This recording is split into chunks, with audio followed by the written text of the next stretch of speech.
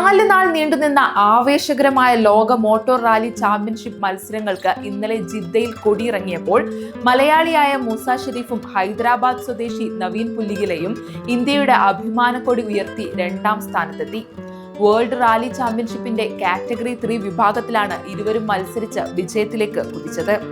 ആവേശവും ആഹ്ലാദവും പകർന്ന ഈ മത്സരത്തിൽ പങ്കെടുക്കാനും 2ാം സ്ഥാനം നേടാനും സാധിച്ചത് വലിയ ഭാഗ്യമാണ്. സൗദിയിലെ കാറോട്ടം പുതിയ അനുഭവങ്ങളാണ് സമ്മാനിച്ചത്. കുന്നും മലകളും മരുഭൂമിയും താണ്ടിയുള്ള കാറോട്ടം ത്രില്ലിംഗ് ആയിരുന്നു. ഇന്ത്യൻ മോട്ടോർ സ്പോർട്സിന്റെ ചരിത്രത്തിൽ തീർച്ചയായും ഇത് അഭിമാന നിമിഷമാണ്. 4 മണിക്കൂർ 28 മിനിറ്റ് കൊണ്ട് ഫിനിഷ് ചെയ്താണ് ഞങ്ങൾ രണ്ടുപേരും വിജയത്തിലെത്തിയത്. ഈ വിജയം നമ്മുടെ രാജ്യത്തിന് സമർപ്പിക്കുന്നു. കാസർഗോഡ് മെഗ്രാൽ സ്വദേശിയായ മൂസ ഷെരീഫ് ദ മലയാളം ന്യൂസിനോട് പറഞ്ഞു. ബെൽജിയം താരങ്ങളായ തിയാറി ന്യൂവില്ലയും മാർട്ടിൻ വൈസേഗയുമാണ് വേൾഡ് റാലി ചാമ്പ്യൻഷിപ്പിൽ 1ാം സ്ഥാനം കരസ്ഥമാക്കിയത്.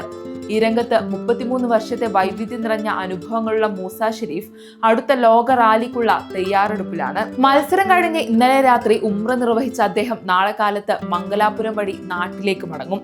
നവീൻ ഹൈദരാബാദിലേക്ക് മടങ്ങി.